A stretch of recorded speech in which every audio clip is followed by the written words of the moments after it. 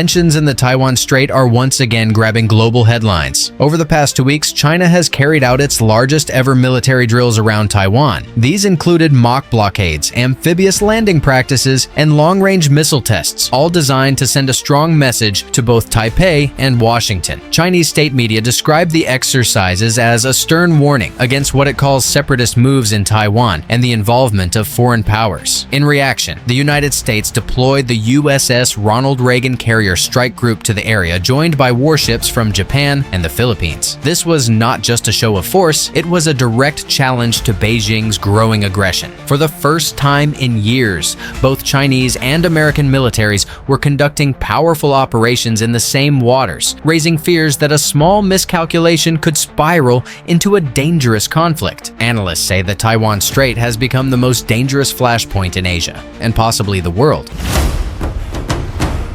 To understand the latest escalation, it's important to look back at why Taiwan is such a sensitive issue. China views Taiwan as a breakaway province that must eventually be reunified with the mainland, even if force is required. On the other hand, Taiwan sees itself as a self-governing democracy with its own government, military, and growing international support. This clash of identities has fueled decades of tension.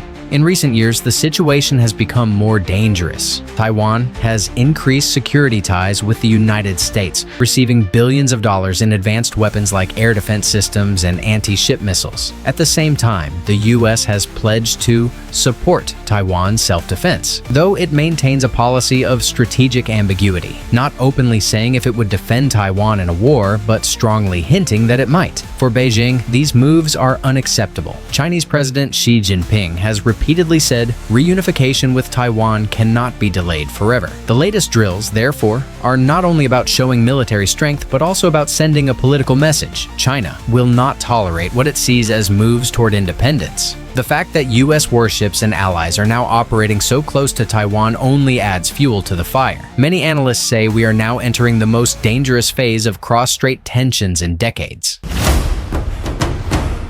The military picture around Taiwan is becoming more intense by the day. China has deployed dozens of naval vessels, including destroyers and amphibious landing ships, close to Taiwan's waters. Fighter jets and bombers have crossed into Taiwan's air defense identification zone almost daily, forcing Taiwan's air force to scramble in response. These constant maneuvers are designed to stretch Taiwan's defenses, test their readiness, and send a warning of what a real attack might look like. On the other side, the U.S. Carrier Strike Group has been conducting freedom of navigation patrols, which means sailing through international waters to assert that these routes remain open. Japanese and Philippine ships have joined in, creating a united front against Beijing's growing dominance. What's different this time is the scale and frequency. Never before have Chinese and U.S. forces operated so close together in such large numbers. Military experts warn that even a small accident, like a collision between ships or aircraft, could trigger a wider conflict nobody wants. Satellite images have also shown China moving more missile launchers to its southeastern coast facing Taiwan. These missiles could strike air bases, ports, and even U.S. forces in the region. In response, Taiwan is conducting large-scale air raid drills, preparing citizens for possible strikes. The atmosphere in Taipei is tense, with many wondering if this is simply a show of force or a real preparation for war. The standoff in the Taiwan Strait is not only a regional issue, it has global consequences. Taiwan is the world's top producer of semiconductors, the tiny chips that power everything from smartphones to cars to advanced weapons. If conflict disrupts Taiwan's chip industry, the global economy could face a crisis even bigger than the recent supply chain shortages. That's one reason the US, Japan, and Europe are so concerned about stability in the region. The shipping lanes around Taiwan are some of the busiest in the world.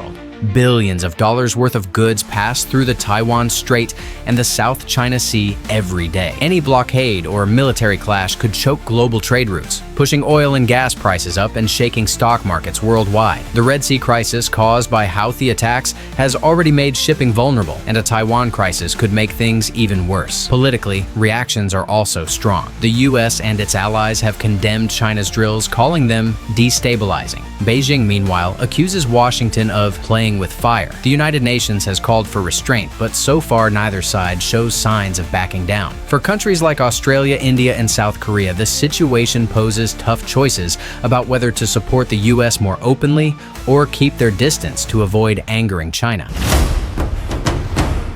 The big question is what happens next. Some experts think China is mainly testing and intimidating Taiwan without wanting an actual war, while others believe Beijing could move toward a blockade or even invasion in the future. For the US, the dilemma is clear: defend Taiwan and risk a major war with China, or stay back and lose credibility with allies. For Taiwan, the issue is survival, protecting its democracy under constant threat. Around the world, leaders are watching closely, knowing the Taiwan Strait could either spark the next great war or open a path back to dialogue and stability.